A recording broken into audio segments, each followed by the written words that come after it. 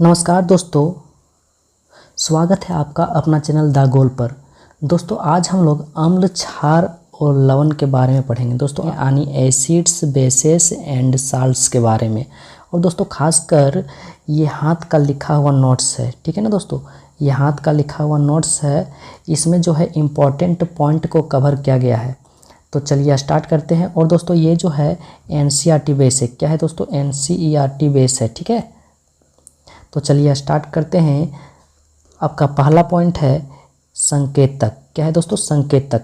दोस्तों संकेतक वे पदार्थ है जो रंग परिवर्तन द्वारा विलयन की अम्लीय या क्षारीय प्रकृति को दर्शाते हैं, ठीक है। यानी कि दोस्तों संकेतक जो है अम्लीय और क्षारीय प्रकृति को दर्शाता है।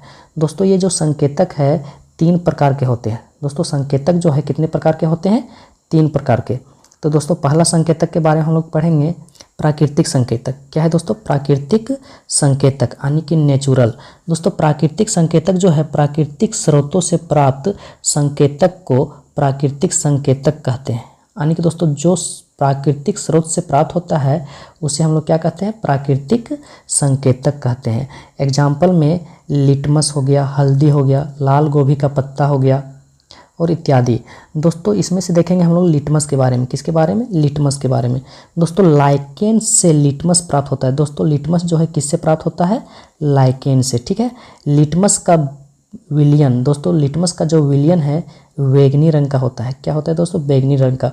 और दोस्तों जो लाइकेन है ये थाइलोफाइटा समूह से है। किससे है? थाइलोफाइटा समूह से है।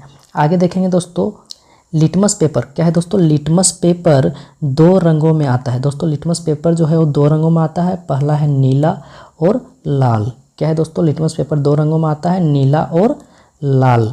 आगे देखेंगे दोस्तों हम लोग हल्दी के बारे में, यानी कि टर्मरिक। दोस्तों हल्दी क्षारक के साथ लाल भूरे रंग का हो जाता है। दोस्तों हल्दी जो है क्षारक के साथ कौन सा कलर का हो जाता है? लाल भूरे रंग का, ठीक है।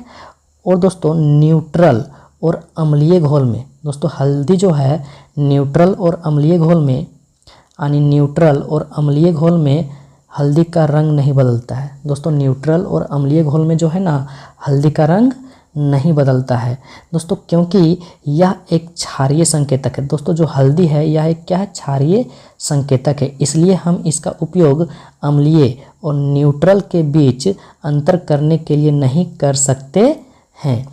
आगे देखेंगे दोस्तों हम लोग लाल गोभी का पत्ता। क्या है दोस्तों? लाल गोभी का पत्ता, यानी लाल गोभी का पत्ता है दोस्तों, ये लाल गोभी का रस मूल रूप से बैंगनी रंग का होता है। दोस्तों लाल गोभी का जो रस है ये मूल रूप से कौन सा कलर का होता है? बैंगनी कलर का होता है।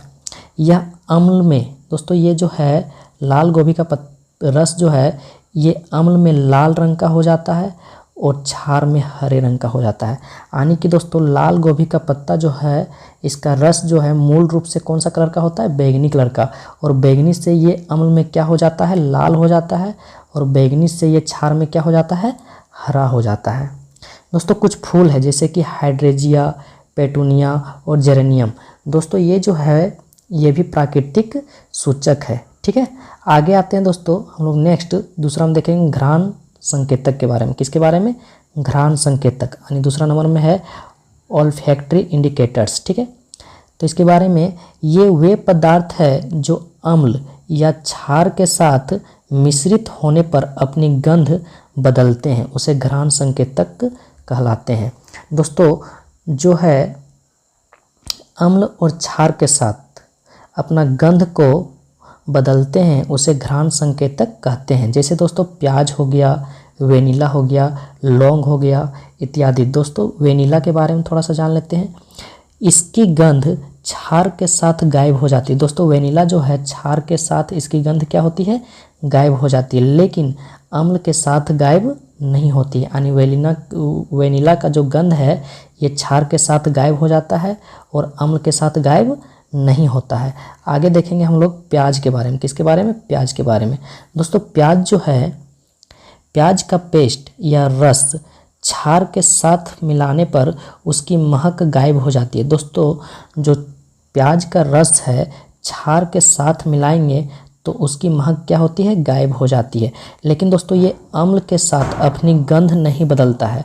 दोस्तों अम्ल के साथ जो है प्याज जो है अपनी गंध नहीं बदलता है, ठीक है। कृत्रिम संकेतक यानी कि दोस्तों कृत्रिम संकेतक, दोस्तों प्रयोगशाला में संश्लेषित संकेतकों को सिंथेटिक संकेतक के रूप में जाना जाता है, यानी कि दोस्तों लैब में इसको जो है सिंथेटिक संकेतक के रूप में जानते हैं। तो दोस्तों कृत्रिम सूचक में आपका आता है फिनोल्फथेलिन। क्या आता है दोस्तों? फिनोल्फथेलिन। ये रंगहीन तरल है, इसका रंग नहीं होता दोस्तों, ये रंगहीन है। यह अम्ल के साथ रंगहीन रहता है दोस्तों, ये अम्ल में अपना कलर नहीं बदलता है, ठीक है। यानी जो फिनोल्फथेलिन है अम्ल में अपना कलर नहीं बदलता है, लेकिन दोस्तों क्षार के साथ ये गुलाबी रंग का हो जाता है। दोस्तों फिनोल्फथेलिन जो है क्षार के साथ कौन सा कलर का हो जाता है? गुलाबी कलर का हो जाता है। दोस्तों आगे देखेंगे हम लोग मिथाइल ऑरेंज के बारे में। दोस्तों आगे हम लोग देखेंगे मिथाइल ऑरेंज के बारे में। दोस्तों यह मूल रूप से नारंगी रंग का होता है। दोस्तों मिथाइल ऑरेंज जो है मूल रूप से कौन सा कलर का होता है? तो ये दोस्तों नारंगी रंग का होता है। कौन सा रंग का होता है? नारंगी रंग का। यह अम्ल के साथ लाल हो जाता है। दोस्तों मिथाइल ऑरेंज जो है ना अम्ल के साथ क्या हो जाता है? लाल हो जाता है, लेकिन दोस्तों क्षार के साथ ये पीला हो जाता है। दोस्तों जो मिथाइल ऑरेंज है क्षार के साथ कैसा हो जाता है? पीला हो जाता है, ठीक है। आगे आते हैं हम लोग, तो आगे देखेंगे हम लोग अम्ल के बारे में। किसके बारे में? अम्ल के बारे में। दोस्तों जो अम्ल यानी कि एसिड, दोस्तों अम्ल जो है स्वाद में खट्टे होते हैं। क्या होते हैं दोस्तों? स्वाद में ये खट्टे होते हैं और ये नीले लिटमस को लाल कर देते हैं, ठीक है। दोस्तों अम्ल जो है जलीय घोल में H+ आयन देता है। क्या देता है दोस्तों? H+ आयन देता है। और दोस्तों अम्ल का pH मान जो होता है 0 से लेकर 6.9 तक होता है, यानी 7 से कम होता है। कितना होता है दोस्तों? 7 से कम। जैसे एग्जाम्पल में हाइड्रोक्लोरिक अम्ल। आगे देखेंगे दोस्तों हम लोग अम्लों के गुण। क्या देखेंगे? अम्लों के गुण यानी प्रॉपर्टीज ऑफ एसिड। क्या देखेंगे दोस्तों हम लोग? प्रॉपर्टीज ऑफ एसिड, ठीक है। तो दोस्तों प्रॉपर्टीज ऑफ एसिड यानी अम्लीय विलयन में विद्युत के सुचालक होते हैं। दोस्तों जो अम्ल है वो अम्लीय विलयन में यानी जलीय विलयन में विद्युत के क्या होते हैं? सुचालक होते हैं और ये H+ आयन देते हैं। दोस्तों अम्ल के प्राकृतिक स्रोत। दोस्तों अम्ल के जो है प्राकृतिक स्रोत, जैसे कि दोस्तों साइट्रिक अम्ल। साइट्रिक अम्ल हम लोग को कहाँ मिलता है? संतरा और नींबू में, ठीक है। ऑक्जेलिक अम्ल कहाँ मिलता है? टमाटर और पालक में। इसी तरह टेनिक अम्ल कहाँ मिलता है? चाय में, ठीक है। आगे देखेंगे हम लोग, आगे देखेंगे फॉर्मिक अम्ल कहाँ मिलता है? लाल चींटियाँ और मधुमक्खी में। फोलिक अम्ल हरी पत्ती सब्जियां में। हाइड्रोक्लोरिक अम्ल यानी हाइड्रोक्लोरिक अम्ल कहाँ मिलता है? जठर रस में। ब्यूट्रिक अम्ल बासी मक्खन में। एस्कार्बिक अम्ल आंवला में। लैक्टिक अम्ल दही में यानी खट्टा दूध में। एसिटिक अम्ल सिरका में। टार्ट्रिक अम्ल इमली और अंगूर में। मेलिक अम्ल कहाँ मिलता है? सेब में। आगे देखेंगे दोस्तों हम लोग अम्लों के प्रकार। किसके बारे में पढ़ेंगे हम लोग?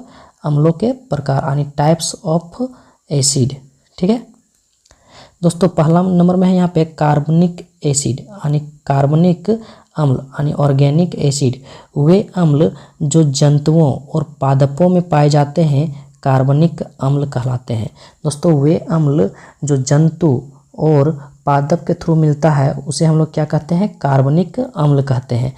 दोस्तों इसका कुछ एग्जाम्पल है, इसका एग्जाम्पल देख लेते हैं। यहाँ पे है लैक्टिक अम्ल। दोस्तों लैक्टिक अम्ल जो है इसका फॉर्मूला होता है CH3CHOHCOOH यानी ये मिलता कहाँ पे है? दही में। दोस्तों लैक्टिक अम्ल जो है कहाँ मिलता है?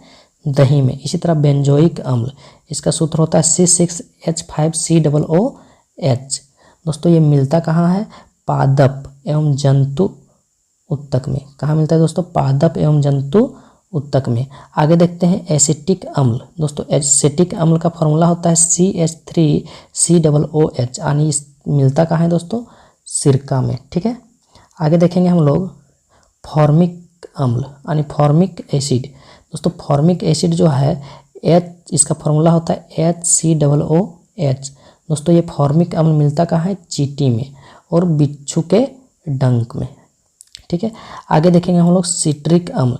दोस्तों सिट्रिक अम्ल का फॉर्मूला होता है C6H8O7। दोस्तों ये मिलता कहाँ है? खट्टे फलों में।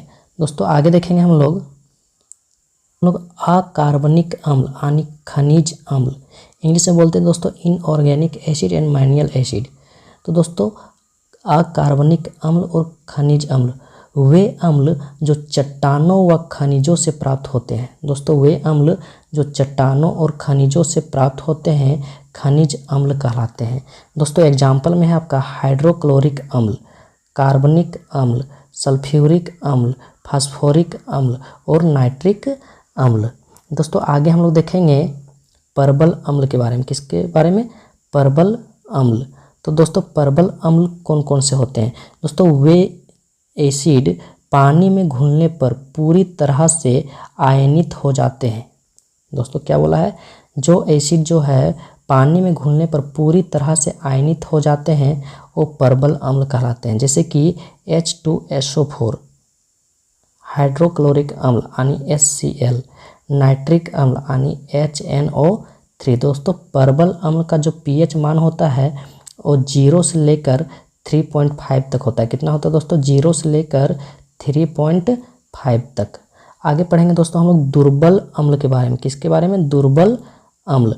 दोस्तों ये अम्ल पानी में घुलने पर कुछ हद तक आयनित होते हैं, यानी कि पूरी आयनित नहीं होता है, कुछ हद तक आयनित होता है। तो दोस्तों इसका एग्जाम्पल देखेंगे हम लोग CH3COOH, उसके बाद HCOOH, उसके बाद H2CO3। दोस्तों इसका pH मान होता है 3.5 से 6.9 तक। ठीक है, आगे हम लोग देखेंगे एनहाइड्र अम्ल।